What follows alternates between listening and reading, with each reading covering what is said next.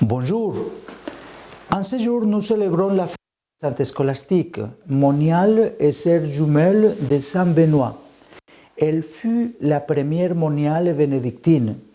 Après avoir conduit une prière de pauvreté, de charité et obéissance, elle sut obtenir du Seigneur contre un miracle que seul l'amour plus grand envers Dieu peut mériter.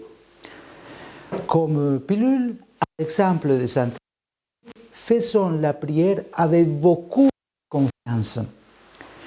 Le défi fut avec Benoît de Nours et à la vaincre fut sa sœur jumelle, scolastique, consacrée au Seigneur depuis sa tendre enfance.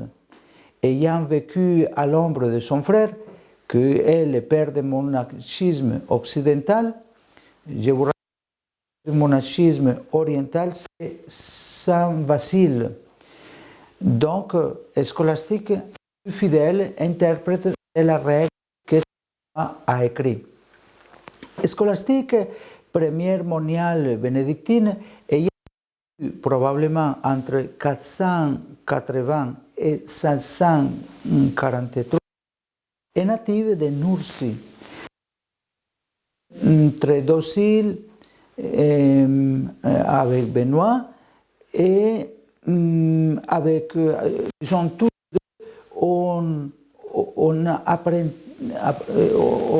a pris la sagesse du cœur à tel point que a dépassé son maître comme Saint Grégoire le Grand dans le dialogue, unique texte de référence avec peu d'allusions à la vie de cette sainte, où on raconte en particulier un épisode qui en révèle la personnalité humaine marquante et la profondeur spirituelle. Selon ce qui est rapporté par Saint Grégoire le Grand, classique, fille d'Eutrope à Nice et de Claudia, morte tout de suite après la naissance du jumeau, fut envoyée à l'âge de 12 ans avec son frère Benoît à Rome. Et tous les deux furent profondément perturbés par la vie qu'on menait dans cette ville. Benoît, le premier, se retire dans un ermitage alors que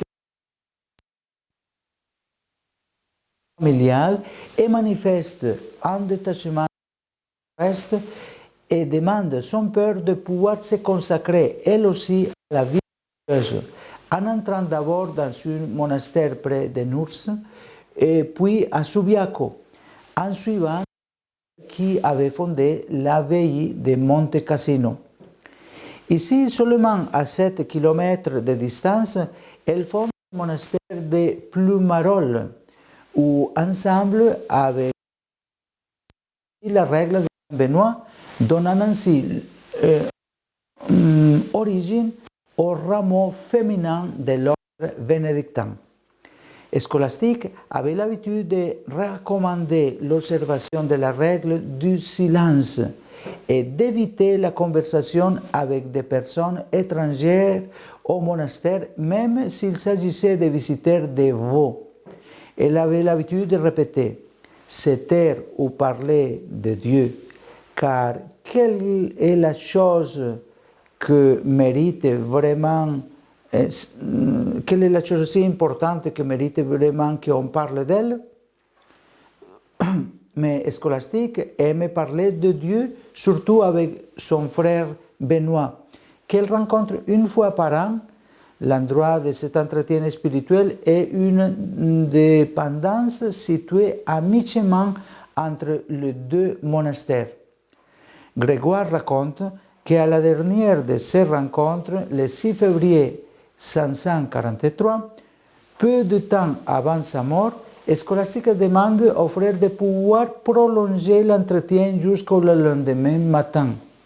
Mais Benoît s'y oppose pour ne pas violer la règle. Scolastique implore alors le Seigneur en fondant l'alarme de ne pas que son frère ne parte pas. Tout de suite, après une tempête inattendue, se déclenche avec un vent violent contraignant Benoît à rester. Et ainsi la sœur et le frère continuèrent à s'entretenir toute la nuit. Il faut noter que la première réaction de Benoît face à l'inattendu fut la contrariété.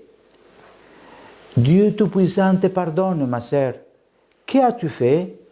Et Scolastique répondit, tu vois, moi, t'ai supplié. Et lui, par contre, le Seigneur, m'a exaucé. À présent, tu peux partir, si tu peux, et me laisser. C'est une revanche que la sœur qui n'est pu déplaire au frère bien-aimé, justement, c'est lui qui avait enseigné à s'adresser dans les difficultés à celui à qui tout est possible.